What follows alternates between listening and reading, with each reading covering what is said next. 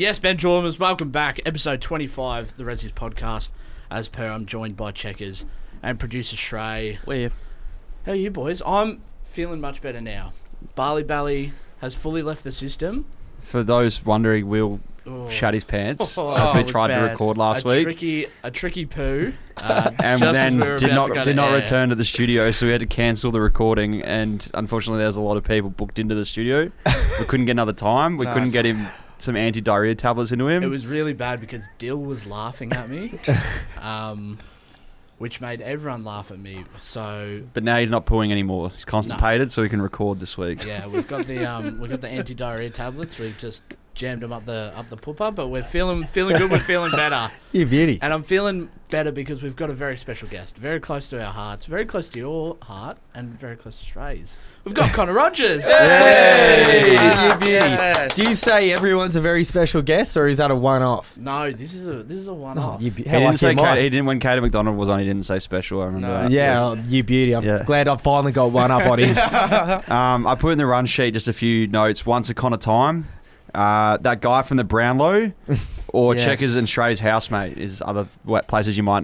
Troy McClure might have seen me. Might know me from. It's actually scary to think of the amount of people in this state. Like that many more people know me as Marmalade's housemate and Caden's friend than Connor Rogers. It's almost. I'm thinking of legally changing my name to Caden's friend. Caden, the Brownlow guy. Most people don't even yell out Caden's friend. They just go Caden, knowing that I'll fill in the gaps. Caden's 38. Yeah. Well, for those that might know you as Kados's mate or the guy off the Brownlow, they might not know that you've got your own podcast, so tell us a little bit about that. Absolutely. It's called The Slice for AFL Play. It's sort of where footy meets pop culture, trying to get into a new market. Last year, I was with the lovely star MCG, the Sydney influencer who was a superstar. But this year, we are changing up a little bit on AFL Play, and it will be a solo show with a guest. So me and a guest talking pop culture, sort of, hopefully we get some AFL Play, some AFLW plays in, chatting footy and pop culture. It'll be great. I like this. Put Roger out one in the cage, and then you can bring whoever he wants into the the paddock. It's dangerous. I've seen him on the training track lately, and he's had a big pre-season, and his podcast has had a big pre-season now as well. So we're ready to launch in. Ready to explode. Can't wait. Speaking of pre-season, you've come across to Wattle Park this year. I have. After playing all your footy at the Banyule Bears, was that a tough decision for you? It was tough. It was massive. But what made it tougher, I didn't think that there'd be a revolt by the Banyule Football Club. I put them on the map. No one knew what Banyule was until I got him on the footy show circa sort of 2010. Explain this footy show story. Yeah, He's got to get the footy show story out. Yeah. This is where you sort of first made your mark on TV. When I exploded onto the scene. Yeah. How old were you? Oh, what is it? Year 7. What's that, maybe 11 or 12. He's a child star. Macaulay Culkin and Connor Rogers. I'll run through it as quickly as I can, but basically I signed up to Banyule and I got put in the 2s straight away. There wasn't even a 2s. I had to make a 2s because there were so many pathetic players that signed up at the same time, and we lost every game for 2 years by 100 points, and that's not an exaggeration. I remember in the second season we kicked our first goal and we celebrated like we won the under 12s. Under 12s. Is that the way when you get to 60 they stopped doing the scoreboard? Or? Oh, I don't know. They definitely they piled on the pain. They piled on. No mercy rule. Yeah. There was no mercy rule. Yeah. And then at the end of the second year, everyone left the club. I was getting sort of bullied by my mates because we had 2 girls in the team. And this was before the growth and respect of women's footy. And we were just getting belted in the bottom division. But then I rock up to the 3rd season. There were only 5 or 6 people there. And the club said, if you don't get a team together within the next couple of months, you're going to fold you. You have to find another club. So I wrote a letter into Sam's mailbag. He read the letter out. We got everyone back to the club. I was on the panel a couple of times, sitting next to Mark Murphy and Jonathan Brown and Jack Rewalt.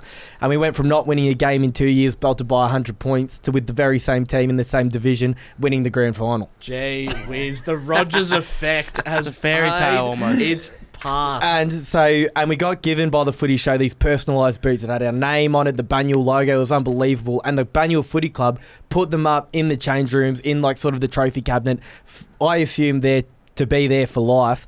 And then I announced, I put the photo up, I've signed to the Div 12 Resi, I'm a Wattle Park animal. That night I get a message from the Banyule Football Club. Sorry mate, we're taking your boots down from the club rooms. Who do you want us to give it to you so you can pick them up? Are you kidding me? That's controversial. They haven't come home yet. I'm waiting for these. But I want to hang the boots up in the lounge room. They still haven't got to me. I told them I want to give it to Bailey. I'll pick him up off Bailey. I'm still yet to see him, so maybe they skipped that and just threw him straight in the bin. But Gee so, whiz. Be a travesty. The man that's Matchworns. put them on the map. I The know. Matchworns. Were they the Matchworns of the grand final season? they were not. I actually got 2 pairs, one for the club, one for the One match to give wars. away to a spectator. Yeah, yeah, Wow. exactly right. True. Well, starting at the Banyule Footy Club and starting on the footy show to last year, you were on the Brownlow red carpet. Absolutely. And that came out of nowhere. I was actually, that was acting more than being me. I had to play a character because Peter Jackson, the suit company, great suits, by the way. Make sure you check them out.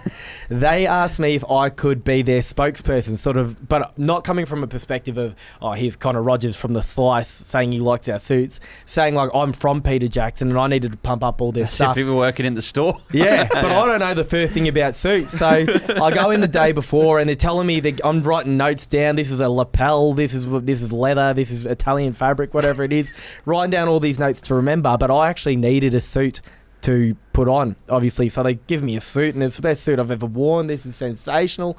I'm kicking back, and in walks Zach Butters. Zach Butters needed to get suited up as well. He came with his mum. He's a Brownlow He favourite would as have been well. Brownlow Top 3 favourite, yeah. Brownlow At favourite. that moment. Top 3 favourites. So the bloke at Peter Jackson, the owner of it, is showing him around, trying on all these different jackets and suits, and none of them just work for him. None of them look spot on. And as I'm sitting there with a glass of scotch and my Peter Jackson suits on, he looks at me and he goes, Connor, to be honest, I really like your suit.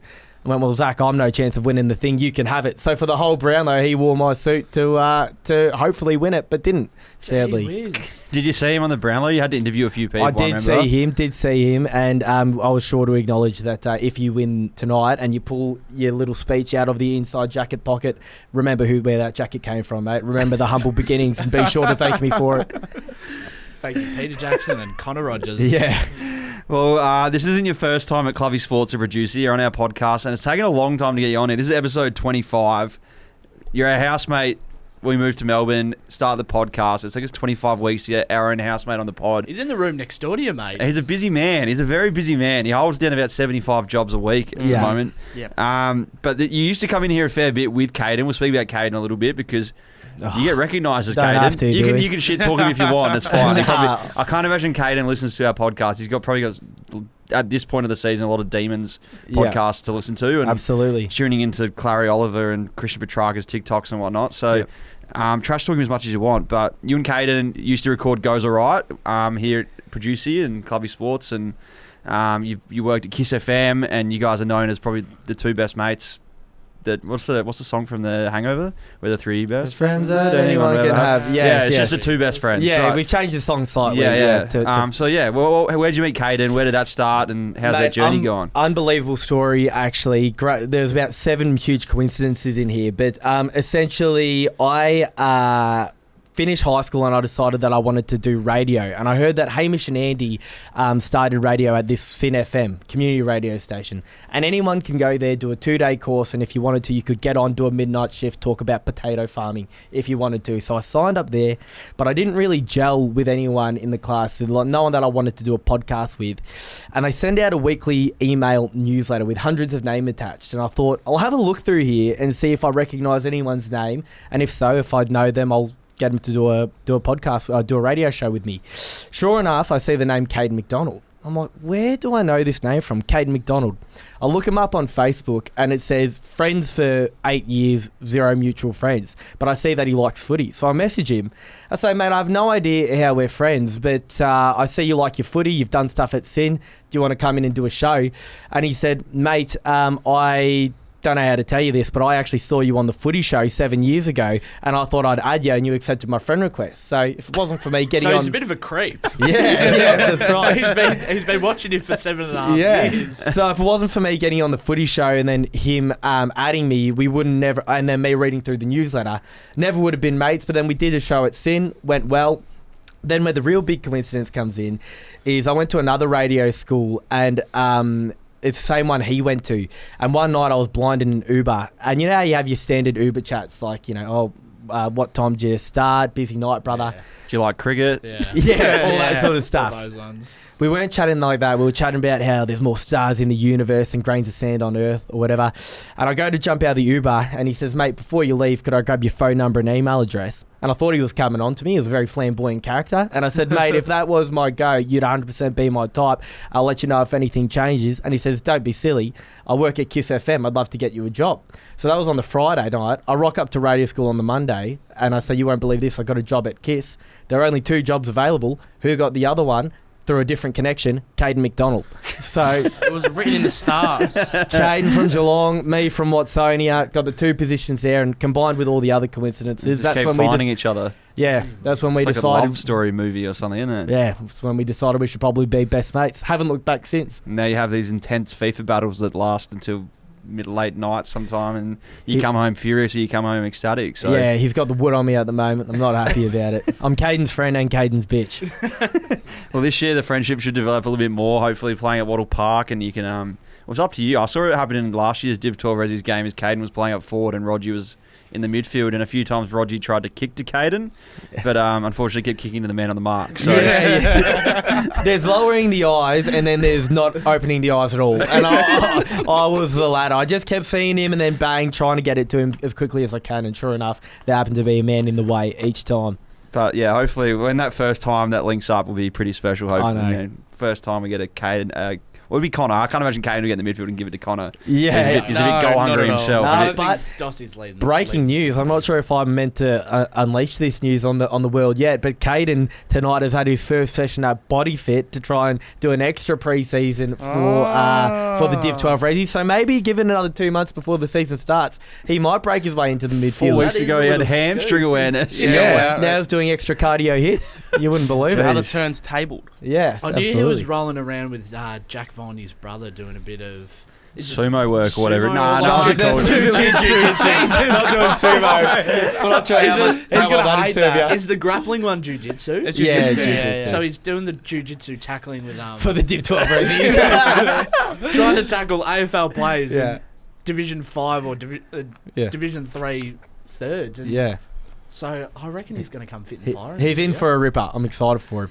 Who do you think will be a surprise this year in the Div 12 Ressies? There's a lot of additions we've got and a lot of new faces, and you've been out the track a little bit. I have. Who will be the big surprise packet for us? I'm going to say someone that isn't a familiar face to the listeners, but my best mate from school, Michael Allen, has joined on board the team, and he hasn't played since he was a junior. But when he was a junior, he was scared of the ball, and you can't be scared I'm of still the ball. scared of the ball. Yeah, yeah. But now he's got a bit of a rig. He's grown up and he really wants a footy. So I'm looking at me mate Michael Allen. That's fair. He'll feature in some content, no doubt. We'll Yeah. get his face out there. Yeah. He's looking fit and firing. I haven't Looks seen very him run good. away from the footy too much. He was but actually the first bloke I ever did a podcast with out of my garage called Drivel. I was the admiral of the vessel and he was the other guy. And and it went beautifully. It was possibly my favourite podcast I've done, aside from this one, obviously. Well, you recently had some TV fame. Obviously, the Brownlow red carpet was some good fame, but it was a very quick clip. Yeah. How long were you on TV for there? You reckon maybe 3 minutes? Brownlow? 4 minutes? Oh, maybe a couple of minutes. Couple Yeah. of minutes. We were there at the Crown watching, and Roger was in his suit, and it was a really nice moment. Yeah. But recently, you got a good plug on TV. Yes. And I think it's going to be a good time to talk about it. Don't know if we're allowed to talk about it through contractual agreements, but you had your own deal or We'll no talk deal about it. episode. Yeah, we did. And this is a surprise because the footy show was with Channel 9, the Brownlow was with Channel 7, Deal or No Deal is with Channel 10. It's shocking that I've done those three before I've done SBS, considering I'm an Asian. And I've just completely bypassed he's done the SBS. Bermuda Triangle. Yeah. And he just needs the big eye in there. Gone to the big leagues instead. But no, it was awesome. Deal or no deal, obviously. Wild experience, when you audition, you go into this sort of, imagine like a school gym type setup with like the 200, 300 people auditioning in the middle, and then 5 or 6 casting producers on the outside, and they tell you that it's completely random. Like, if you get through the audition, it's just to get you in the studio audience, and then they basically randomly pick out of the hat. So you don't know if you're going up until your name gets read out, and we were the last episode of the day. Checkers, you were obviously in the crowd. Let's So go you through were. it a little bit. Let's go through it. So for people Yeah. playing at home, because I know the audition process is similar for other programs, and I've applied for Big Brother in the past, and people might know Jim Brady applied for Big Brother and got down to the very last stage before getting cut, and he said the process was pretty similar. But we had that group interview with 300 where we all had to sit in a big room and watch the do's and don'ts and the how-tos of Deal or No Deal, because myself and Will also applied, and we were also on your show, just not the stars of it. You were you're probably the star of the season so far. We were all features. Yes, absolutely, and still are to this day. But so from the group interview, you got a phone call or you got an email to say that you've been accepted through, and you get a notification when your studio time comes. Yeah, absolutely. But you had something a little bit different. I did have something a bit different. So by pure coincidence, I think one of the casting producers came to my pub trivia, of which I host a couple nights a week, and they were filming me the whole time, and I didn't recognise them, but I'm like, who is this boomer that is filming my whole intro of trivia? Like, it's not that compelling. Then again, maybe it is. Maybe it does make enough sense. It's good. Yeah. No, so they're filming me, and I went up, and she said to me, hey, you might not recognise me, but I'm one of the casting producers. I absolutely love what you're doing here. I've sent footage of you to the main producer, and that's when I thought I might be a chance of getting on, and sure enough, the randomly picked out of the hat landed my way. Got on. So the day of recording, we did 5 episodes in the studio audience, so we've been seeing a fair bit in the crowd clapping. Yes. And it took a couple of weeks until your episode aired. Yeah. So for 2 weeks we're getting messages saying, oh my god, I just saw you on Deal or No Deal clapping. So we wait, there's something even more special coming. Yeah. Did you get these messages too? Were you getting them? I was clapping a bit. I was clapping very stupidly. I was doing the crocodile clap. I was going. By the third or fourth recording that we had done, I was getting a little bit losing my mind a bit. Yeah, it was silly. So a few crocodiles and a few stupid faces were coming out. Well, there is a conspiracy with some of these shows of which you can earn money that the producers may want certain people to win money. That's what makes for good TV. It doesn't matter what show it is. Even on the dating shows like The Bachelor, they might cut some people a certain way and push one person. They have a certain agenda they might want to push. And I know a bloke that was on the first season of Deal or No Deal, and it was $1 million prize. And he told the producers what his favourite number was, and that case was the $1 million in there. He cashed out at $200,000, but that was his favourite number. And I told them what my favourite number is as well. Anyway, but the woman before us went up, and the last 2 cases left was her birthday number and her son's birthday number, and they were the 75 and 100,000, the 2 biggest prizes. So I was going up there going, here we go, this is going to be fantastic. I'll just pick my favourite number, the number I won my first premiership in at Banyul, and $100,000 will be in the pocket. But it was $10,000 in there, and which I'm not complaining, but I cashed out $35K. So it's a very good episode. You can watch it on 10 Play if you want to go back. There's a few gags in there. Yeah. Personal favourite gag, which we might explain out the reasons behind. Yeah. Because when you watch it live, I don't know if the viewer audience knew this, but myself and Will were pissing our pants in the studio audience, and when we had the watch party, everyone knew the backstory of it, and they were all pissing their pants as well. Yeah. There was a popular moment. I want you to explain the whole story behind it. So it's become, the classic Borat gag that was doing the rounds where you will say something you do not mean. For example, Will, I really like your shirt you're wearing today. Not. The classic not joke. Very funny. But the suit is black. But we are a sophisticated group, my friendship group, so we've really developed the gag. We've taken it to the next phase, and there was once a champion wrestler, no longer with us, God rest his soul, Eddie Guerrero, and he used to tell people something that he didn't mean, like, I'm really sorry for hitting you over the head with a steel chair, Will. That's okay, Connor. There is one thing I forgot to tell you. What is it? I lied! So I wanted to rip the biggest highlight scene since Eddie Guerrero in dedication to the big man. So when I had 3 big numbers left on the screen and 1 small number, this is dollar amounts, they offered me to cash out a pretty pathetic amount, an amount that no one would possibly take. I still had 75, 50,000 up there, and they offered me $10,000. But I convinced Grant Denyer and the crowd that I was going to take it. And they cut it up to be about 30 seconds on TV. On the day, it was about 7 minutes worth of him asking the audience what he should do. You could see the producers just in Grant's ear and they were freaking out. You see him side of stage. They're freaking out thinking, what is he doing? This is going to make for horrible TV. This just doesn't make sense. The whole crowd were doing the big X going, no deal, no deal. And after Grant finally gave up with the producer, I strung him on for 7 minutes and he finally gave up. He basically said, all right, Connor, well, you've made your choice. What are you going to do? And I said, look, I really appreciate what the crowd's trying to do. I know you're trying to point me in the right direction, but I've never seen $10,000, so I think I'm going to take the deal. But there is one thing I forgot to tell you, Grant. What's that? Hello! No deal! Oh, it was so good. There was the biggest collective sigh of relief you've ever seen from the I producers. was like mentally edging. Yeah. I knew what was coming, and I was just when it all came together, it was so perfect and it was so funny at the same time. Stoked with that. And it worked out well. It worked out for the best. Well, on the day they asked you what you're going to spend the money on, okay? So what? I'll let you explain it, but it's something we had to tell at the studio interview. Yeah. We had no idea. We were shitting our ducks, but you had a very good idea of what you're going to spend the money on. Well, obviously you need to say something interesting if you want to be a chance of making compelling television and getting your mug on the screen. So, and there is an element, in fact, there isn't just elements of truth, this is the truth. 26, never had a missus, I am. So I decided this is my year to finally get a girlfriend, but I've tried everything. You boys know I'm a mad dater. Yes. I go on dates, a lot of froyos, a lot of drinks, a lot of dinners, and that doesn't come cheaply. So I said to Grant, I want to win $100,000 on Deal or No Deal so I can open up my DMs to as many gold diggers that care to message me, and that'll be my way of getting a missus. And they ate it up. They loved it. Have you had any luck post-show? Mate, I had 2 girls from the audience follow me and message me, but that didn't lead anywhere. And then after that, I actually had 3 froyo dates booked in for the weekend. Oh. Loving this segue. I'm loving. He knows where we're heading with this show. Yeah, 3 froyo dates booked for last weekend. 1 cancelled on me, and 1 rocked up wearing Ugg boots. Active wear, but not in a good way, like in a scraggy jumper and like no makeup on. Which of course you don't have to wear makeup to impress a man, but it was pretty obvious that there wasn't much effort being made. So we've just decided to become friends, which is fantastic. That's exactly what I was after. And the next night was with an old friend from primary school where we caught up for a froyo as well. That didn't quite go as planned. Yes. 3 strikes. I was going to say, I'm not going to let Will talk here. We shut Will's mic off, producer Shay. It's down.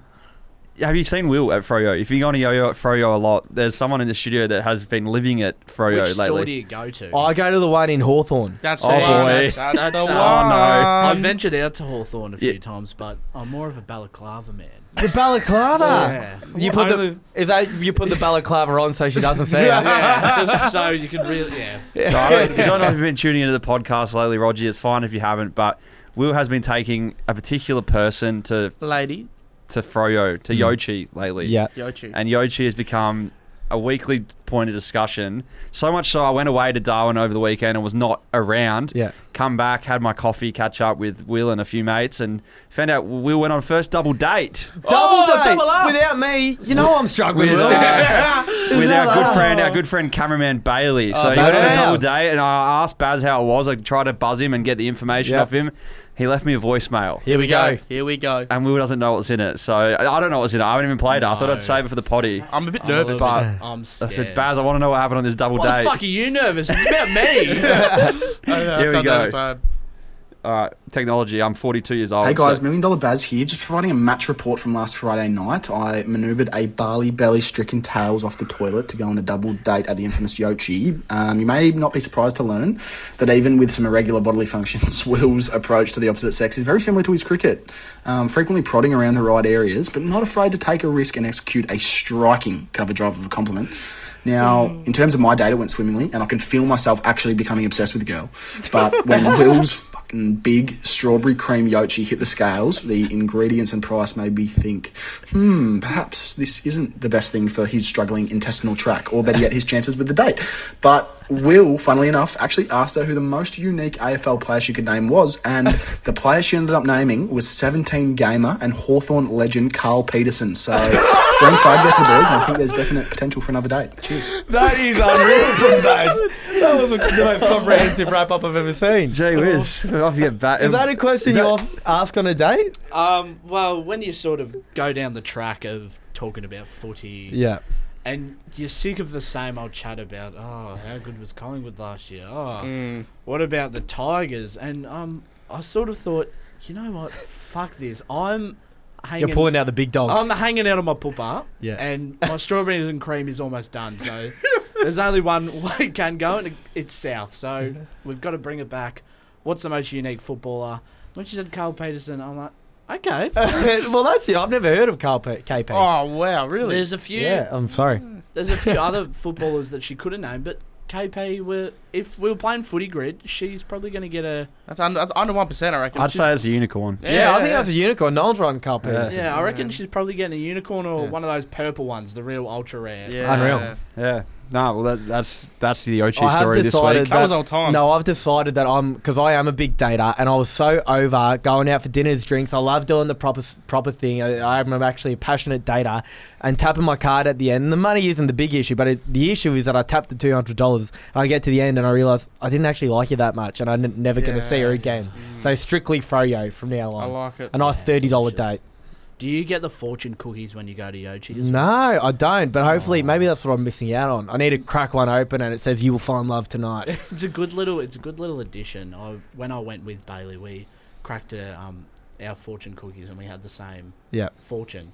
So I don't know if they're rinsing and repeating. The same 12 fortunes. I think that might. Or you two are just completely in connection with each other. In sync. Jesus. Well, before you got a special guest in the studio. We'll announce him in 2 seconds. He's hanging to get on for a mic, and we'll get him in here, and it's going to be some good fun. I'm feeling excited. I'm so excited. There's one last story we need to chat through, and it is a story that's come up on the podcast a lot. Oh no. The man's in this room who broke Arvin. Oh. You live with us. We want to hear your perspective of how this happened. We want to hear your perspective of what it's like living with Shrey, because we've had Jim Brady on here previously to talk about the state of his bedroom and the dishes. Go hard. His mic's off. No, He can't fire in. Well, the other instance. So it happens. So I am an early sleeper, which is vast contrast to you two boys. But I'm a big. I'm up at 6 a.m. You know, I work throughout the day. I go host my pub trivia. I get home. I crash, go to sleep. But you two boys sort of work on a different schedule. We got up at midday today, so yeah, we actually did. Yeah, you're full-time content creators, so it's not uncommon where there will be late at night and I hear all sorts of ruckus and I wonder what's happening out there, but I don't think too much of it. But there was this one specific night where I'm lying in bed. It would have been past midnight. The glass shatters. I thought Stone Cold Steve Austin was about to walk in the WWE, and I thought, do I go out there and have a look, or am I better off just letting them deal with it? I thought I'll let them deal with it. I wake up in the morning. Lo and behold, I walk out and my oven, my beloved oven, we know how much I love cooking up my roast for you boys. My beloved oven is shattered into a million pieces, and so were the hopes and hearts of millions out there that wanted a roast dinner. So disappointing, but I love living with you boys. But I've never seen the air fryer get such a workout in my life. It does kick up it, doesn't it? I didn't realise the freezer section at Woolworths actually gets that much of a workout. It's bad. The sausage rolls and the party pies and all those sorts of things. So we're operating on a bit of a different plane. There are times where I'll go weeks without seeing any, especially Shrey, because I leave in the morning, he's still asleep. I get home and go to bed. He's probably still asleep, but that's It's true. Still asleep, and then he gets up from about 3 to 5 a.m. and plays his FIFA, and that's about it. Yeah. But it's good to see you today, man. I was hoping you were all right. Yeah, no. I'm never. I reckon there was one time I went without seeing Rogie for a month. Yeah. Genuine a month. I lived there for 6 months. I didn't see him for a whole month. Yeah. Just different schedules. I thought I was just glad to see he was alive. FIFO housemate. Yeah. Yeah, jeez. Well, we had these issues in the last house. Was Jim and Trey were on different schedules, and it was the middle of summer. Yeah. So the problem was Jim would get home and be on his awake schedule and have the air conditioning on. Jim would go to bed, turn the air conditioning off. Shrey would wake up, turn the air conditioning back on, and have his nighttime schedule. Yeah. So the aircon's done for 24 hours a day for a whole 3 months, and then our electricity bill was about the price of what you won on Deal or No Deal. So absolutely. Well, let me know if you need a hand painter. Yeah.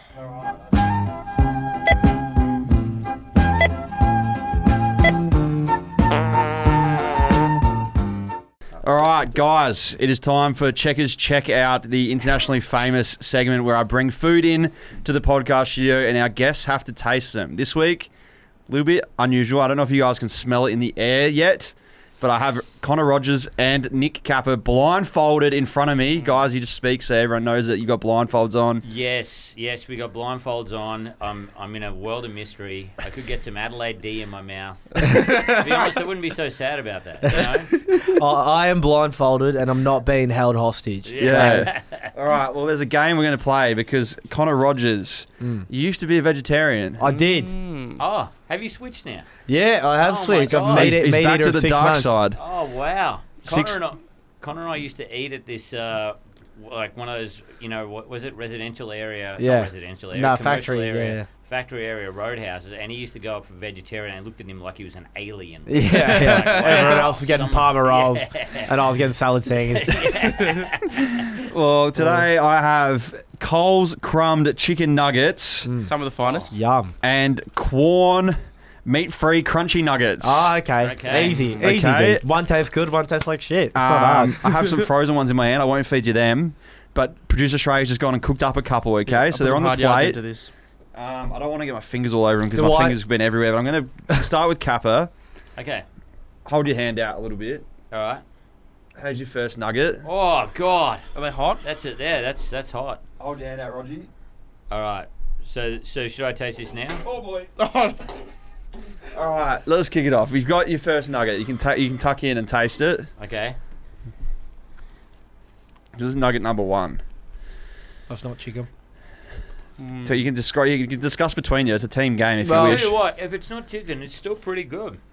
I could eat this after Like- 8 beers on a Saturday night. Well, yeah, I mean, it's good. You know what I mean? I wouldn't complain. Mate, the veggie alternatives are good now, but if that's a chicken nugget, where it sits is if that's chicken, I'm disappointed, and if it's not chicken, I'm impressed. Yeah, but dude, it's a chicken nugget. The meat's barely meat. Yeah. Like, even the meat ones are so synthetic, they might as well be tofu, Yeah.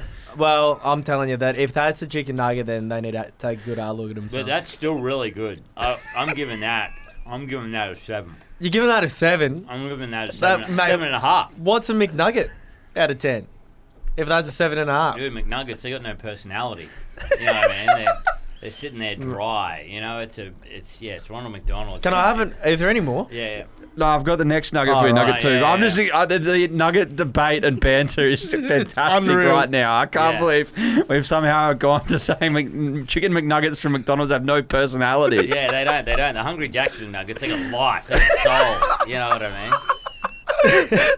All right, cover hand out. There's your next nugget, all right? Okay. See if it's got any personality. All right, let's see how this Roger. goes.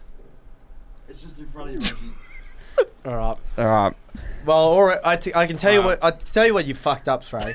It is that soggy beneath and that crunchy on top. If you could have turned it halfway through the cooking process. Sorry, Rog. Fucking oh my god. This Shrey guy's cooks as good as his sleeping That's a plan. veggie one. I fucked it up. That's a veggie one. Yeah, this is a veggie one. That's a veggie one for sure. But I think I must expect too much out of my nugget. I do love veggie kind of rip-offs of meat because it's just like crunchy in the weirdest areas and soft in the other areas. Yeah. It's like walking across a quicksand. You're like, am I going to sink or am I going to swim? Yeah, I had the same thought. All But right. it's still pretty good. It's as dry as my asshole, let's be honest. That is about as moist as the fucking Sahara. Have you got a glass of water? Holy I shit. actually all out of water. I tell you what, it's got a little bit of personality, though. You know. Yeah, personality. It's Yeah. a prick. Personality is the last person you'd ever want to be friends with. That's rock and roll. I don't mind it. The first one though, really tapped it off for me. I don't know why Connor was so angry on that one. I think I just had too many McNuggets in my time, and I set too high of a standard. Dude, you can't be fussy about nuggets. That's like being fussy about thongs. Yeah, true. Yeah. Yeah, you can't Like, complain. these aren't About the right for me. They're all the whatever. same, yeah. They're all the same. yeah, once you played one course, you played them all. Yeah. All right, you can take the blindfolds off. All right.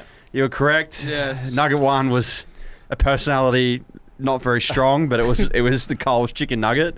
Number 2 was the vegetarian nugget. Almost had it. We almost had it. I'm just glad they Oh, weren't yeah. frozen in the middle still because I just microwaved them. So You just there's no oven in the studio. I was going to eat the last one, but I don't know if they're safe to eat now. No, yeah, I checked that they're cooked all the way through. Yeah. I'll have. Yeah. Well, you want you need to wash your mouth. I'll have the shitty Oh, asshole. Do you want to half this, Cav? No, I'm fine. Yeah. Oh my. Yeah. So what made you go back to meat? You've been hanging out with these guys for too long. Oh, also, I got to say, you guys, look, I just met you guys. You're really funny. And it's funny, but I went to your house briefly before this, and I walked in, and Connor let me through the door, and I'm like, oh, the prick, he has let one rip. It's disgusting. My eyes were watering, and I sat on the couch, and I'm like, man, you've just been in this guy's for.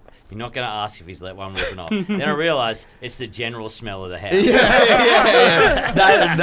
There is an aroma filling there. I've tried lighting candles. I've tried incense. It does nothing. That's just a stench. Who would have thought that three guys that make AFL/cricket content would be able to come up with basic hygiene? You know what I mean? It's like comedians live in a house. It'd smell even worse. Yeah. Well, maybe we should live together and just create the single biggest abomination in housing history. Yeah, true. He's not wrong. There is a stench in the house, so I've been trying to get rid of it for a while. Yeah. I have suspicions it's Trey's bedroom.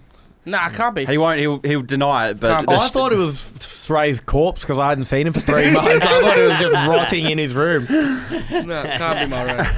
Well, welcome to the desk, Nick Capper, comedian, and Roger's mate as well. I want to hear about how you guys met and the friendship and how you guys know each other. I know Roger's done a little bit of stand up. Oh yeah, it was so weird. I got this job through a friend of a friend, unpacking fabric rolls at a warehouse, and I rocked up, and then Roger's there, this charismatic dude. Him and this other guy that just basically they were both an AM radio, like just the.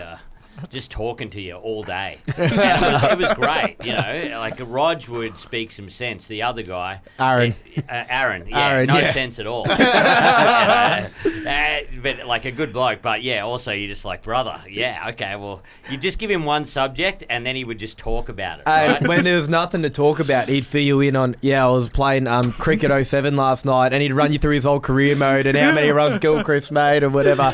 Oh man, the most beautiful thing he ever said was he goes, usually I play, you know, what's that video game? FIFA or Call of Duty or something? Yeah, Call of Duty. He goes, usually before I go to bed, when me and my missus curl up together, I play Call of Duty for at least 2 hours. But then she said, there was something on your mind. And you know what I did? I turned off the PlayStation. He thought it was so impressive. Proper romance. This is a man who has also said to me before, I asked him how his weekend was, and he went, yeah, me and the missus, we went on this ripper date. It was such good food. You know, really, really happy with how it went. I said, oh, yeah, where'd you go? He said, La Porchetta. It was like being on the set of The Notebook every weekend, you know what That's I mean? romance. It's a beautiful guy. Yeah. But anyway, I don't like telling people I do stand-up because really I've always got to do shit jobs like working in warehouses and stuff. I like it. I love it because you do get to meet characters and it's fun. But I don't make a point of telling people I'm a comedian. Anyway, I meet up with Rog and he's the nicest dude and I'm saying, do you know anything else? And he's like, yeah, actually, I do a podcast. And I'm like, oh, cool, what's a podcast? And he tells me how podcasts work and how you get signed to Spotify and how he got this deal and stuff. And I didn't tell him for like 3 days that I had 2 podcasts. Yeah, 2 legit proper podcasts until finally told me and I researched him. I went, holy shit, you're way bigger than what I could ever be.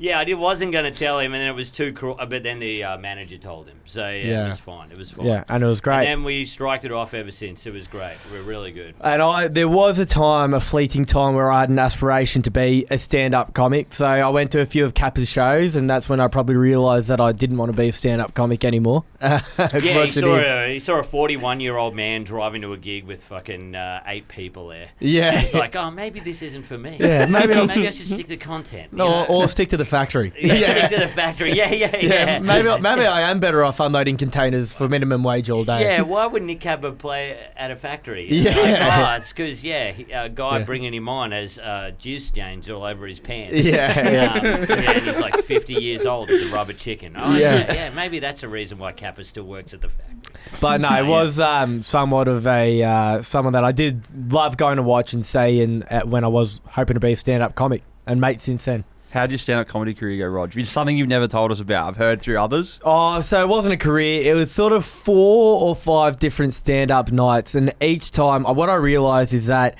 I hate, and I still know this to this day, I hate preparing. I hate sitting there writing. I'm not a good writer of things. I like going up there and telling stories. So I had a couple of nightmare stories at the start where it was just I completely forgot where my gags were going. And I just said the wackest shit to try and get me through. And it didn't go well.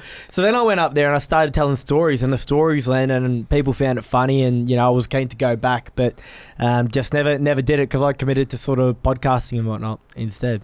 I'm so happy for you guys because you guys get to do content. You're doing your thing, AFL, cricket, stuff like that. It's so good, but years and years ago, you didn't have this stuff.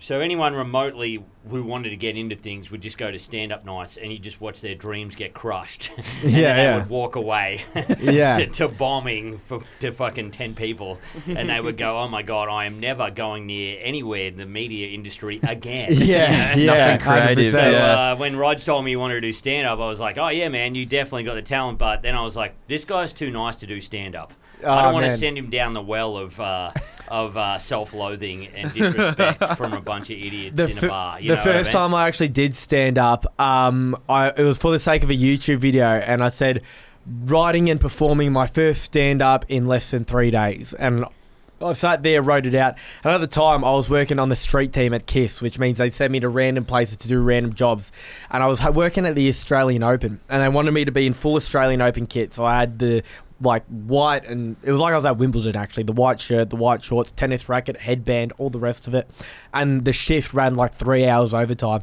so I'm bolting to get to stand up on time. I get there, walk in just in time for my set, but I didn't have time to change, so I get up there with full tennis headband, tennis wristbands during Australian Open season, holding the racket, and people thought that I was going to do tennis-based jokes, and I didn't do one. I just went up there and did a normal gig in a full tennis kit.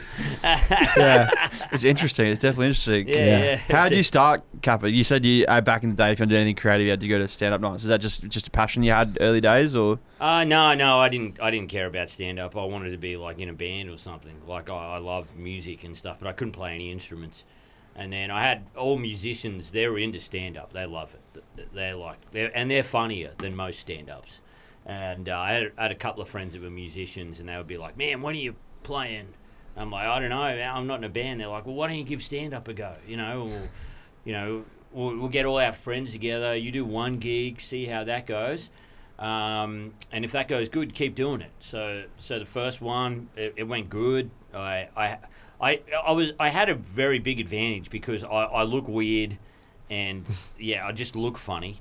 Did you ever get the Napoleon Dynamite reference? Oh man, all the time. I was gonna say huge influence. Yeah. I remember I bought that DVD for $45. Yeah. It was one of the which with inflation now, that DVD would be a couple $100. Yeah, exactly, man. It was that was one of the first independent films that people wanted to buy. I just showed it to everybody, because everyone told me before I'd seen the movie, they're like, "Man, you got to see this movie. You're the movie." and then I saw it, and I'm like, "Oh man, this guy gets no chicks. Fuck." Relatable. So I did the first gig and it went good, and then I did the second gig, and then the third gig I really bombed so badly. There's still people that don't talk to me after that show, and I was like, okay, well, I'm going to stop now. My friends that were musicians are like, "Oh man, you got to keep going. We've played bad gigs." I'm like, "What do you mean you've played bad gigs?" And they go, yeah, we've done it, and we still go. Yeah, you're going to come across that. So it was less about career and more about. Any time before that, when I worked a normal job, I would just come back and I'd be like, well, there's got to be something else. Yeah. I would get Domino's pizzas for $12 each and just eat them in front of the TV and watch Simpsons and Seinfeld. Yeah. And I mean, I still do that. Don't we all? Yeah. You should move into our joint, mate. You're fair on. At 10 to 8, I'm like, okay, I better get to a gig. So that's what it started out as, and then I've had moments in time where it's become full time, and then when it dips and it doesn't do full time. But it's awesome. My favourite ever Nick Capper gag, and he'd probably say better than myself, but the Marilyn Manson one. Can you give us that? What? Everyone always talks about how Marilyn Manson took 2 ribs out just so he could suck his own dick. I had to put 2 in just to stop me. It's pretty good. It's pretty good. Brilliant. I wrote that one and it went viral. It went crazy, and then is that your most viral stand-up bit? Yeah, man. Yeah, and then I realised some other guy had done it on Twitter. Really? Yeah. But he'd done it differently. Man, Simpsons style. We paid respect to each other as well. I was like, "Sorry, man." He goes, "Absolutely not. I could understand why someone else would do this." It's all been done before. It's The Simpsons. It's the same with music, isn't it? It's all been starting to get redone and done before.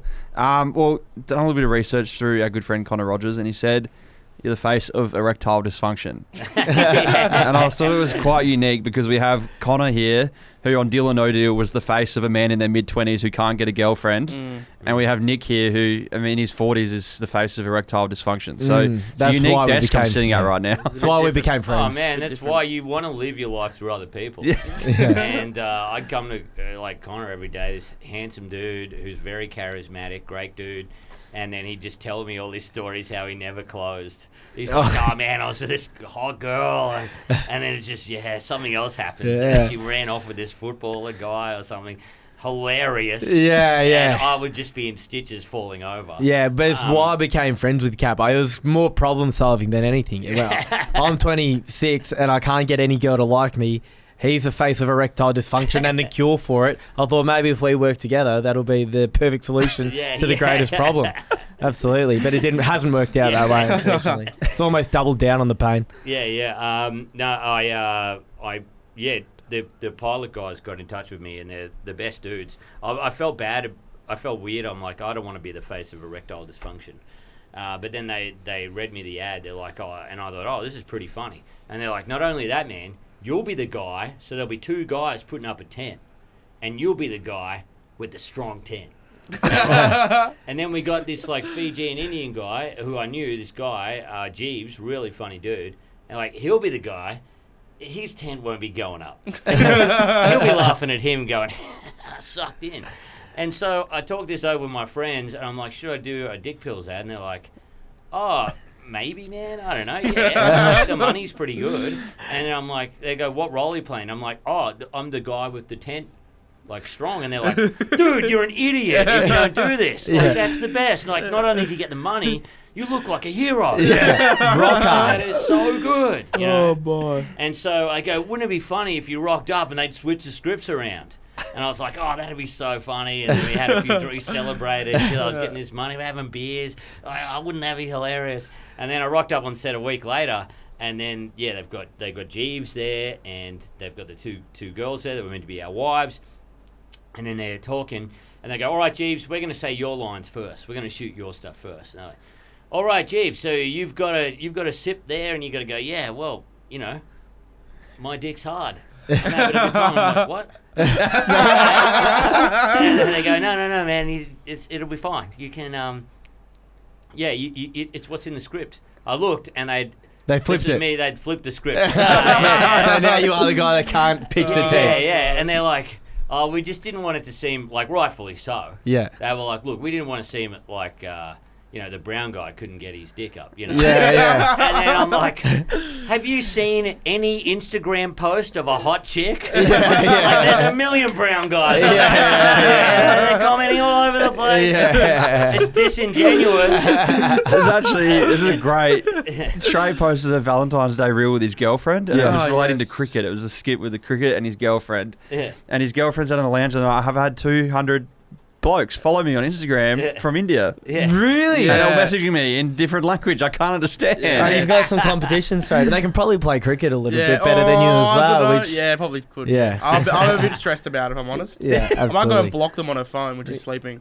Do you mean literally block on Instagram, or are you just going to play? You're just going to play straight. You're just going to play straight to some full ones. I'm going to take them down to the nets. Yeah. Dude, I've seen them playing on the beach in India. They are wild. They are. And crazy conditions. Yeah. They were still spin bowling on like gravel. Yeah. It was crazy.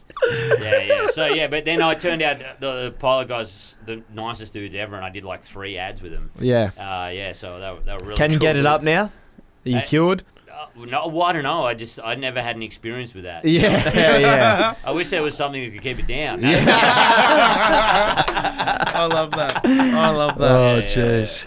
Well, before we get into any more chat about the comedy, I haven't never really told anyone this. Maybe Shrey knows this, but when we were in Adelaide, I was pitching the idea of myself doing a comedy show.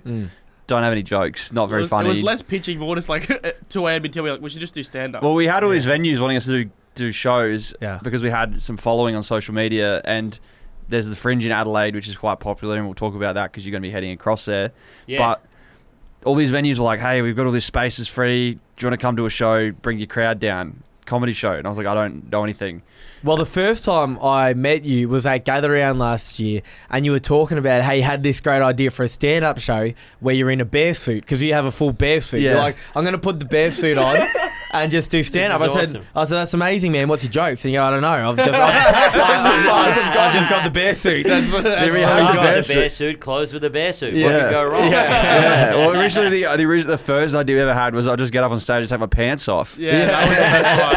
And that's still the best one by far. That's what we had, and then That's we found the most bear Adelaide suit. Fringe shows. Yeah. Well, I thought we could maybe reignite the comedy career. I'm going to put you on the spot here, but I want to have a joke off with the professional comedian. Okay. So one joke each.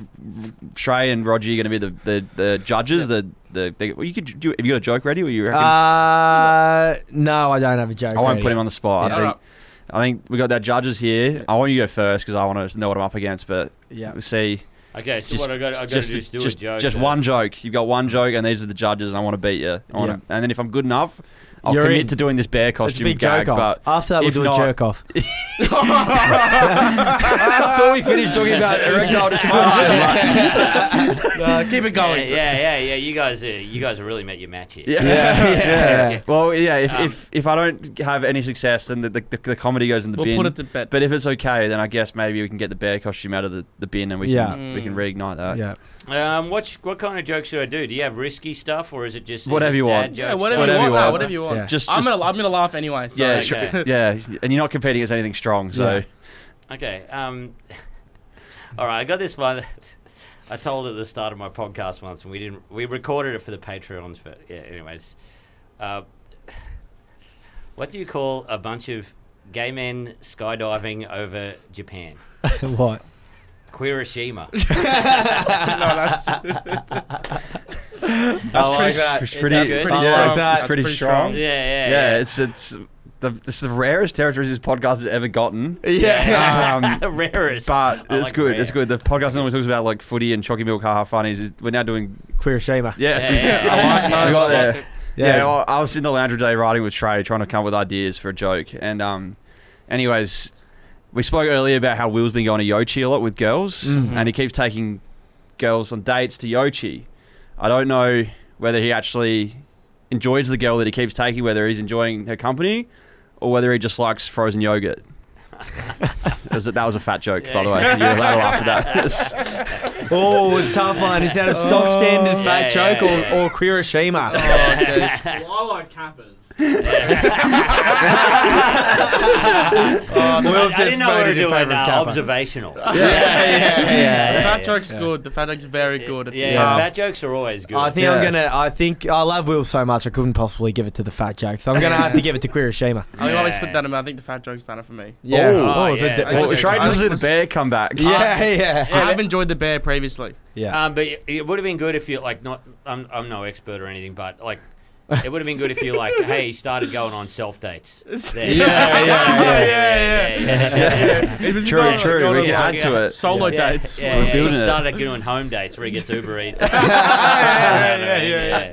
Yeah. Man, I also love Yochi and Balaclava. I house sat there for a while. I love it. But there's one on Bridge Road now as well. Really? But it's not a Yochi, it's some other thing. I was there the other day. That's good, Yes, huh? It's fantastic. Was it Yeah, good? you're right. Yeah. Yeah, it's unreal. Is it like an independent Yochi Nah, sort of thing, it's like, called something. or is it a chain? It's not as My good as girlfriend would Yochi, I know. gotta say. No, it's Yeah, not. okay. But it was not. It was But- near the sushi place I was eating at. So The it was mango convenient. pearls. at Why is Yochi. everyone on this There are- podcast going there- on dates with girls? I thought this was a Ressies podcast. Sorry. No, but I go on dates, but I never capitalise. I'm yet to lock one down. But no, yeah, that one's good, but not as good as Yochi and Yeah. Hawthorne. That's the best one. Yeah, that's amazing. Always a huge line there though at the one. How do you know so much about Yochi? Oh man, Everyone that comes on this pod knows Yochi. It's crazy. I was like, when my wife first moved over here from Brisbane, there's some stuff that you just flex. Yeah. You know, you're like, hey babe, have you heard of Yochi before? Yeah, They only got Coal Rock. yeah. Coal Rock. Coal Rock, the OG Yochi.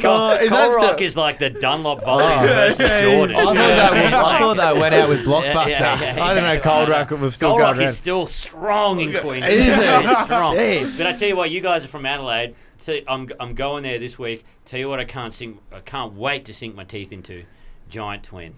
Yeah, no, so man. true. It's gotten rare. I don't know if you know this, but Giant Twin now have a range of flavours. Yep. Okay? Yeah. So there's like 15 flavours of Giant Twins. I don't know if you know What's Giant Twins? So it's this massive ice cream. It's like a ice cream sandwich almost, but it's a chocolate-coated ice cream with Chocolate-coated no ice cream. stick. Right. Okay. Go. Yeah. And you get 2 in the packet. Yeah. But they've gotten rare in their flavour. There's like mango, strawberry, Honeycomb's the best. Honeycomb. Honeycomb's the best. licorice. Wow. No, not for me. Not for me. It's the licorice flavoured ice cream, and one time myself and Shrey bought 6 boxes of it because it was on special, and we ate it, and our poo was disgusting. It was bad. It was actual, so crooked. Like it stained our toilet bowl. I'm not surprised. Like, I was almost ashamed of myself. Yeah, that's it. I was going to say, if you've got 6 boxes of ice cream man. and you're not going to a party, like, is there a moment of self-reflection? But it's not even that. It's the licorice factor of it. It just made us so sick on the inside that we were just like, we burnt through like a family pack of toilet paper in one night. Oh, so bad.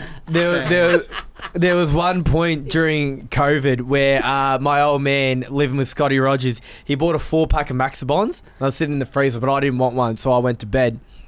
I woke up the next day, I thought, I really want a Maxibon. I opened up the freezer, and there weren't any there. And I said to Dad, have you eaten all the Maxibons? And he said, yeah, I ate all of them. I said, I can't believe you didn't leave me one. He goes, no, I did. I bought another 4-pack. He drove down to the servo, bought another 4-pack. I opened it. They weren't there. I look across the counter. There were 2 empty boxes. He ate all 8 Maxibons. But he was 2 bottles of Red Deep. He didn't remember that he had all 8. I like this man. I like Our record in the house. I don't know if you were around for it, Roger, because you're on a different sleeping pattern. Yeah. But one night we did have a celebratory. All of us met in the lounge room at 3 a.m. because I just finished my 13th for the day. Yeah, you can't. Yeah. That's Buddy 13 Franklin numbers. Maxibons. Yeah, it was 13 ice creams. There's a 13 variety. There's What were a they? strange variety Yeah. in there. Oh, but, yeah. 13 has to be close to Any a record. standouts there? we were doing the drumsticks a lot that day. Oh, yeah, Whatever's on Classic. special. Classic. A drumstick used to be a favourite, but they're a bit tight on the ice cream now. Oh, Yeah. it's Yeah. all of the trunk They've of- definitely. Yeah. I like the Size. bougie. I'm into my connoisseur sort of Yeah. ones and all Oh, that. yeah. I With like the deal it. or deal, no, deal. Ugh. With the deal or deal. Deal or no deal money. Yeah, you Yeah, can probably afford yeah. a few. But But it's funny, everyone talks about the deal or no deal money and treats me as if I'm rich now, and people want me to shout them things, and if I go to a coffee with someone, they sort of wait for me to tap. But the money hasn't actually come through yet, and I'm expecting the money to come. I've paid for a whole trip to Mexico, so I've sort of spent $15,000 that I didn't really have, and the money hasn't come in. So as of right now, I am the poorest I've ever been in my life. so if we want to Yes, slag the yes. shit out of Deal or No Deal right now and get that money cancelled out of his account, Yeah. That would be in serious strife. Also, man, like, you work a job in a factory where I met you. Yeah. And it is, there's not much of an hourly rate. No. So $40,000 or whatever you made, like, joined on to the current wage that you have is a normal wage. Yeah, literally. Yeah. Yeah. I'm just the average man now, which is good. I'm no longer poverty stricken, which is good. he's just passed the tax-free threshold. Yeah. You'll get all your tax money back now. You said you're going to Adelaide, which is where myself and Shrey are from, and you're going for the Fringe. You want to tell us what's coming up, and we can give you some advice. I don't know if you've been there a couple times, but it sounds like you have. Oh, man, I love Adelaide. You love My Adelaide? Yeah, my wife and I always stay there for a week. Love it. There is no better market in Australia than the Adelaide markets in the centre. The central markets? Yeah, I don't know if these boys are heading to the markets. No, I think they're the freezer section at I forgot that IGA. there's fruit and... vegetables. Today we went to Coles and Shrey actually thought it was hilarious. He was taking video of me looking at fruit. He did. I get a message in our group inbox. Checkers was there just looking through the fruit section. On Stray sent a picture. Oh my God, Checkers is in the fruit aisle. I don't like he's ever bought something in that aisle before. I didn't get anything from that. I just wanted to see if they'd updated anything there, if it changed in the last few years. Just want to make sure fruits were still a thing. There's a legendary story in the comedy community of, Chris Franklin sung the bloke song. Yeah. Right? And, he drinks VB and eats pies, but basically doesn't eat. And one time he went off at this booker, like not in a kind of a nice way, but he said, mate, I got your carton of VB out the back. And the booker goes, and Chris Franklin goes, oh man, yeah, great. And he looks out and he goes, what the fuck are you doing? And the booker goes, I got the carton of VB. He goes, no, I requested bottles because that's where I know I'm up to in my set. So if there's like 1.5 bottles gone, I know I'm at that joke. Yeah. Hilarious, Gotcha. Yeah, right? that's unreal. Also, he had to go to the doctors because his skin went yellow, and they were like, I think you're going to die or something. First detected case of scurvy in 200 years. No. Scurvy. Yeah. The doctor's Really? like, man, to keep scurvy away, you got to eat like 1 grape every 3 months. Like, what are you eating? Checkers can't be far off. You guys are Checkers can't be far off. It's 6-pack of licorice ice cream. That'll do it. I love Adelaide. It's the best. We got friends that live in Adelaide Hills and stuff. But yeah, we go there for the Fringe. And Brett Blake and I, he's another comedian, we do a show called Brew Dudes where you come along and it's 3 beers included in your ticket price. And we just get absolutely hammered. Yeah. And, There is no show. It's just And put a drinking. bear costume on. Yeah. Last year, what costume did I have? I had a Top Gun costume, and then we played volleyball with the audience. Yeah. This year's Fast and the Furious theme. Yeah. So we're going to have Hot Wheels cars going through the audience. Yeah, and we're going to great. race each other. Mint. And we bought some children's scooters. So, Yeah. it's gonna be wild. Elite. Yeah, and then I got my solo show, Meet Oblong, which I'm doing at the Rhino Room. Have you guys been there? Never been there. I've heard lots about it. Yeah, I've never been there before. Though. Best venue. It's wild. Yeah, You great. have Gluttony, which I was in last year. Awesome venue. Yeah, been to But it's Gluttony like before. outdoor in like a tent. It's Yeah. wild. Adelaide Fringe is wild. Last year we saw a show. I didn't know this, but I didn't know Adelaide weed is like so strong. Is it? Yeah, Isn't I'm not notoriously? even a weed guy. I wouldn't have a clue. Yeah. I've never indulged, unfortunately. Yeah, they gave me this. My mate said, "I'll give me $50 and I'll give you this pen." And he gives me this pen, and I'm like, "It's just like electric pen." And I'm like, "So what? Do I buy the weed now to put in the pen?" And he goes, "Nah, man. This is Adelaide. The weed's in the pen." Yeah. So I'm like, They're in the smoking future. this weird pen, Yeah. and like just having the best time ever. We watched this show called The Stripsons, where it's a Simpsons themed strip show. And It was not a TV show. yeah, This is no, an it was at actual the Adelaide a fringe show. I'm in a tent smoking this weird electric pen, and I'm like, "Welcome to Adelaide." Yeah, that is awesome, man. Watching this dude like in a Homer Simpson costume and a G-string dance around. There's it was never awesome. They should get you for the tourism ads next. Yeah, for yeah. Adelaide. That sounds right. No one would go. Weed pens and naked Homer Simpson with the erectile dysfunction guy. Come to Adelaide. Watch this guy spew into a bin or a winery. Yeah. So good. The best wineries ever. Yeah. Yeah. But yeah, and I'm doing my solo show, Meet Oblong, at the Rhino Room. It should be fun. I bought a motocross armor vest, and I'm going to glue spikes to it. Nice. I don't know if it'll be funny, but it'll be, just It'll come look along. epic. Yeah. Can you fill us in a bit on Meet Oblong? What we can expect? It's about when I went to Japan last year, and that's about it, and also about igloos and stuff like that. I'm in. I like it a We're lot. booking the Yeah, trip. yeah. I'm liking this. Like, do igloos freak anybody else out? Yeah. Because they're built have you out of seen cold, and then they're like hot On the TikTok inside. lately and stuff, I've seen that all these parents in America are building these igloos where What? they dye the ice. No. So like they put like food coloring or maybe like coloring in the ice and then make these cool like colored igloos for their kids. Wow. But then I've seen these other dark side of like Twitter where these colored igloos are melting and crashing. And I'm looking at how they're built, and they're built in a spherical shape. Yeah. And you look at the pyramids, and you know triangles are quite a strong object, but Yeah. spheres Yeah. that are hollow in the middle. What happens to that middle block? Yeah.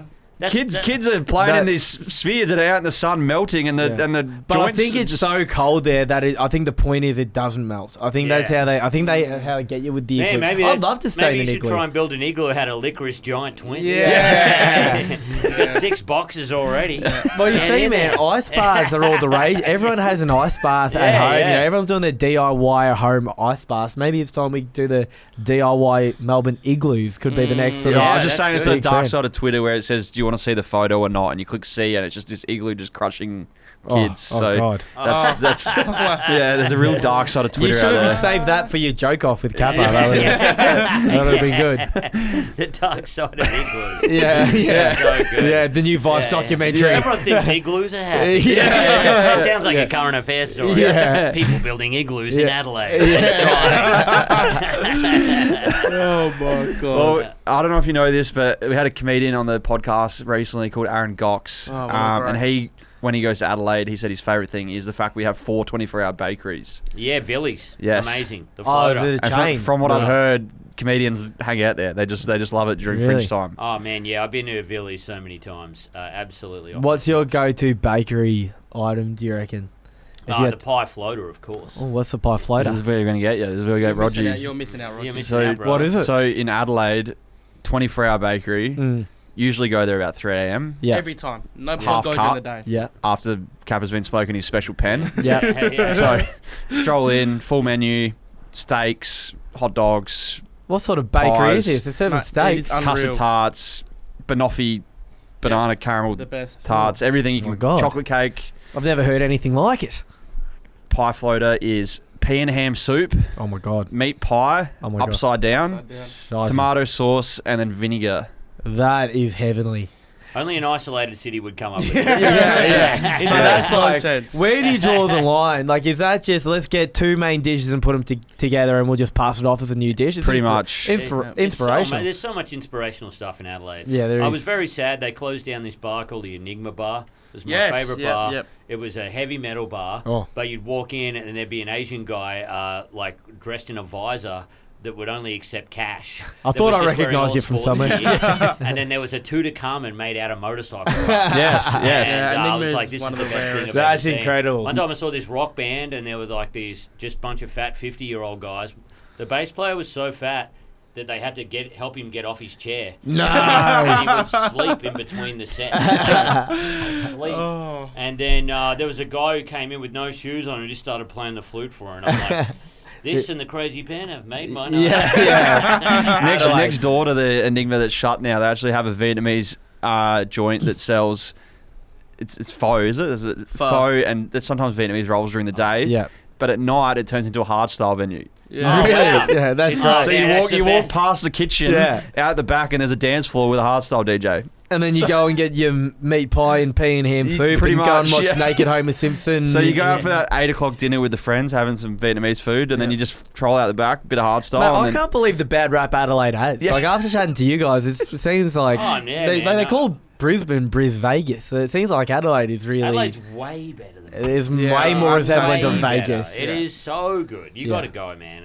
I've well, been. You went, but yeah, you but know. I didn't. I went, but I didn't see Adelaide. Yeah. I You saw were the probably with footy. these guys. You probably saw the Woolworths and the Yeah. Oh, Yeah. we did 3 times. We went and got a banh mi from the same bakery. Yeah. Well, it's oh, the that's best. good. It's That's the best good. place on earth. Yeah. Yeah. What banh mi? I want to go to this. Fulham Gardens Bakery. Fulham Gardens we used Bakery. to Fulham Gardens one Bakery. time. This is maybe very briefly after the licorice ice cream incident.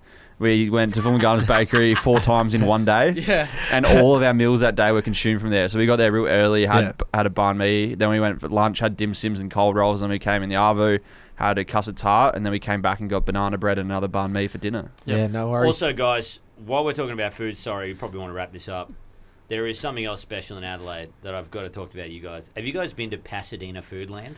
Yeah, this is rare. Yes. This is the rarest food land of all time. So out of all the shit we have in Adelaide, all this terrible backwards stuff that's so not developed and like just you'd be in Melbourne and Bris Vegas, and then you look at Adelaide, you're like, this is a country town. There's a food land that is probably like multi-million-dollar, literally market. Everything you could imagine. What, it's like there's a piano inside of it, and Oh, someone you're comes kidding. down and plays Like- piano at 3 p.m. every day, and the oldies get clam chowder and Really? lobster served to them, and you can buy beers in there, and you can get It's donuts Disney made World in front of of you. supermarket. Yeah, It makes It's like- no Picture like sense. IGA times 1,000, Yeah. and then you go up the back of the IGA, and you can have a seafood dinner with a glass of wine. Holy shit. Yeah, and then you can just try out every different delicatessen. So you can have a curry, and Yeah. then you can go and have a hamburger. You can have like a pizza. Is this It's like incredible? is this- I can't wait to go there. I'm going there next weekend. Right, so this is like the shining light of Adelaide. Is this the greatest pride and joy? Is this... It's on the opposite side of town to where I lived, but then when I clued into it, I worked out that they have like 65 different flavors of donuts, and you can Yeah, go in there wow. and get a few rogue ones. Mm. So whenever we were going on road trips, we'd always go there.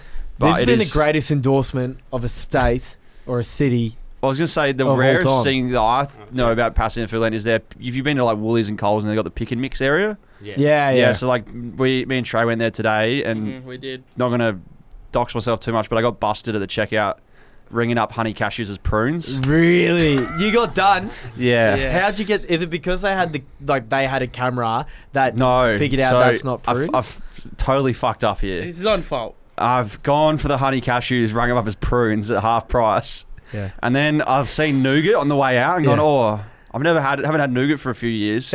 Maybe I'll just put like 4 pieces of nougat in a bag and just get like a real cheap bag, and me and Trey can have a piece each in the car on the way home. Yeah. And just see what it tastes like. I haven't had it for ages. Yeah. What I ring them up as? Prunes.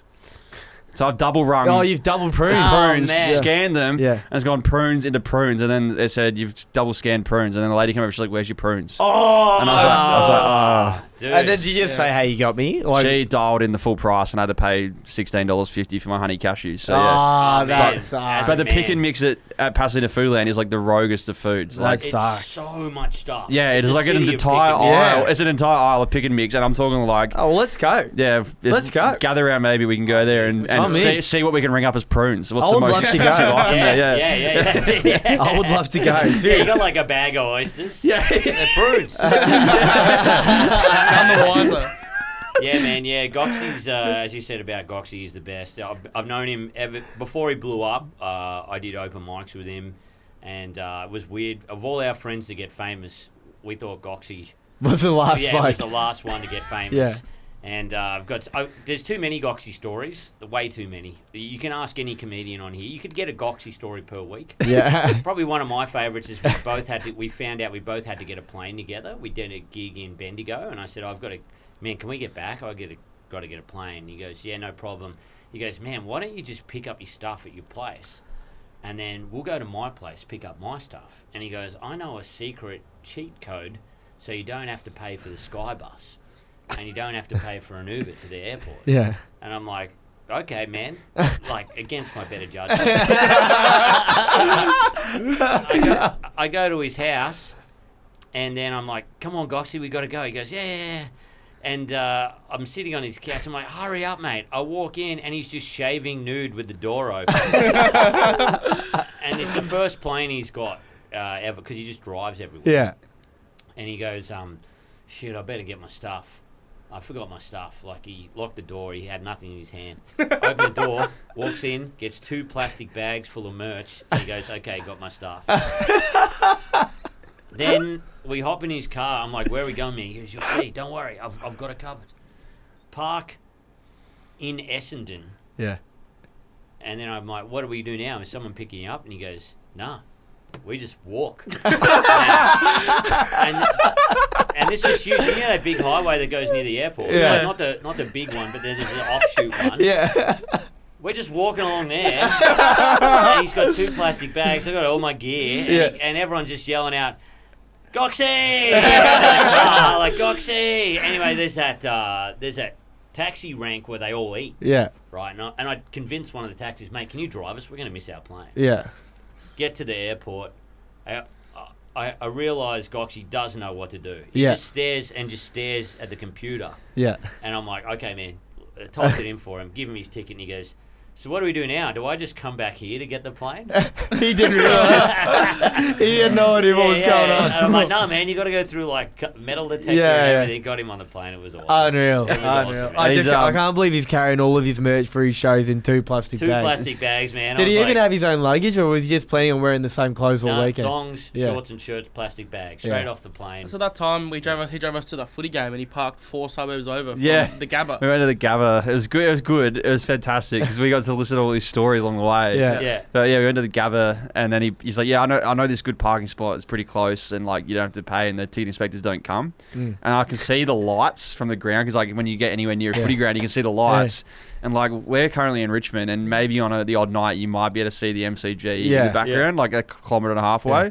No, I'm talking like this is like You're miles off. I can see the light in the sky, but I can't see the towers. Like I can see it like. Yeah. And then it was about 6.5 kilometre walk to the Gabba. His car would be in tidy nick, wouldn't it? Yeah, it was pristine good, man. in there. Trey had to sleep in I had it. a nap in the back of it, and I was not complaining. No, it was good. It was Yeah. fantastic. I've seen your though. room, mate. His car would have seemed like the Hilton. Yeah, it was similar. It was similar. Yeah, years ago, because a lot of people think it's a character, you know. He is just the best bloke ever, but he moved to Melbourne, and he goes, hey, mate, can you help me with something? They were trying to bring Comedy Central to Australia, and they got this huge budget. And he goes, mate, they want me to commentate a quarter final. Yeah. I think, St Kilda were in it. Yeah. And I forget what other team it was about. Yeah, probably about 8 years ago. Yeah. And he goes, they want me to commentate it. Do you want to come and help me? And this other comedian, you guys can commentate it. We'll be on Comedy Central. I was like, hell yeah, man, that sounds great. Rock up. I knew the bloke running the thing. I used to do comedy with him. And then they spend all of this money on groceries, like fucking stacks of Kentucky Fried Chicken, drinks, whatever. Goxie was like huge at the time. So they're like, spent like, must have been about $500 or $600 on groceries and takeaway food, beers, whatever you wanted. Rock up to his house. His whole camera crew rocks up to Goxie's house, and they all think it's a character. Yeah. But his house is like fucked. There's plastic bags everywhere. There's CDs. He doesn't even have a CD player. It was so funny. People are just walking around stuff. Yeah. And anyway, they spend all this money. They just go, we'll start with Goxie first. Yeah. And then we'll bring you two guys in. Goxie's there.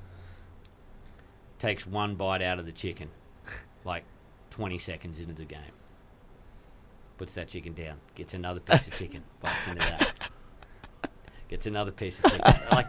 Like a minute's gone. It could be, he goes, good kick. And I just watched like all these executive guys just lose their mind. Like, what the fuck are we doing? Anyway, it turned out very funny. Yeah. He's like he's just a. Did that get aired?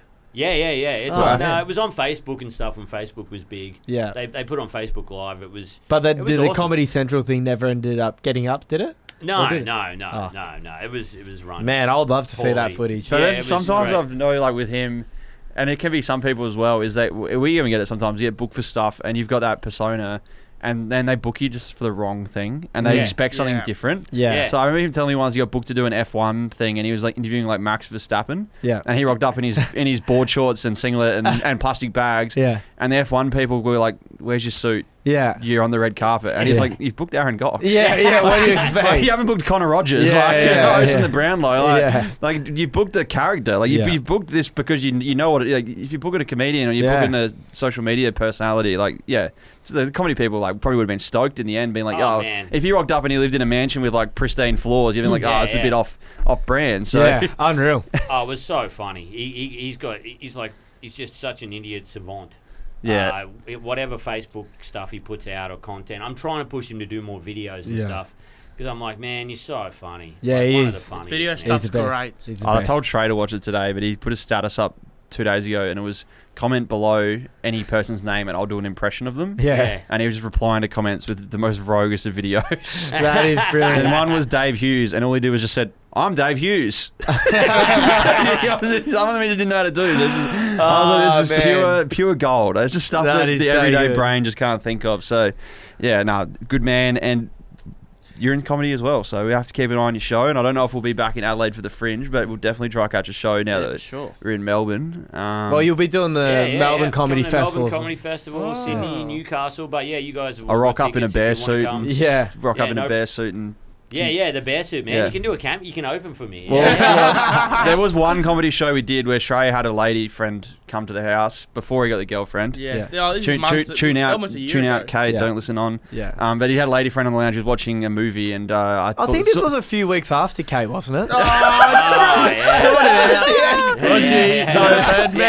He's in there. We got 2 lounge rooms at this house we still at. So it was like you could have like a party lounge room and like a nice lounge room where you could take company. They're like a non-far one. Yeah. So one that smelled bad and one that was like carpeted. We couldn't like eat food on and stuff. And he was in the carpeted lounge room. So I've gone to the non-carpeted lounge room, which is around the corner, and gone perfect opportunity here. Got the bear costume on, and we had this Bluetooth speaker from Kmart that you could plug a microphone into. And I just pulled up shit dad jokes on Google, and then connected my phone to Spotify and played like an intro song on the Bluetooth speaker, and come out into the lounge room in full bear costume. Lady's first time at our house, about 15 minutes into her date with Trey, watching Harry Potter and the Philosopher's Stone. And I rolled into the lounge room We and really said, wanted to close that. I said, "Welcome to the Bear Comedy Show," and then just rolled off 10 dad jokes and disappeared disappeared. How'd she appreciate that? We never saw her again. I never saw her again. I reckon it was the Harry Potter, not the bear comedy. Yeah, it probably was. Oh, man, that is So after that, the bear costume got put in the bin because what a shame. What a shame. Yeah, I was in Adelaide once. I was doing a live show for the podcast, the Little Dum Dum Club, and I was like, I got to get something for the live show. And I've walked around all these costume shops in Adelaide, and it's so expensive. It's really hot. Like, it was like 45 degrees. I don't know how hot it was. And I was nursing the worst hangover. And I'm like, you know what? Fuck this. I'm not going to wear a costume. I go to walk out, and there's this blue gorilla suit for 75%. Why would there be a blue gorilla suit? It cost like $20 for this blue gorilla suit.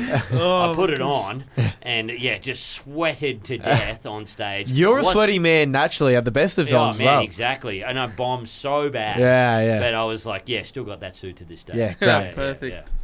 But great reminder of Adelaide. Love that. Fantastic. Well, hopefully Adelaide this year round is just as good, and hopefully we find another good costume. The bear costume we got from an op shop, so that was the find. Don't know how it came about, but there's some good costumes in Adelaide. We should do a comedy show. We should do a comedy show. The thing is, I've been to a few Goxies, and his openers are terrible. Like, no offense, but some people I don't go to a lot of comedy shows because it's just... I enjoy watching it online a lot, and then you don't go out. But when you go out, you really enjoy it. That was the hardest bit about doing the open mics. Is like, I'm such a supportive person. I want everyone to do well, and I'm genuinely whipping home everyone. And you go there, and they'll bring 20 people up, and 18 of them will legitimately just bomb so hard. There was one we had. There was a stinker, and he's just telling jokes about like gays and racist jokes, and everyone in the crowd's just like this is like too much, man. Yeah, like, to the point people were like wanting to get up and leave, but like wanted to see Gox even like. I was like, oh jeez. I was like, if he can open, I can open in the bear costume. Hiroshima. There was a bit of class to that. You know? It would legitimately hurt my soul to sit there whipping him home to do well, bomb after bomb after bomb. It got to a point where I thought I can't do this anymore. Yeah. So I gave it up.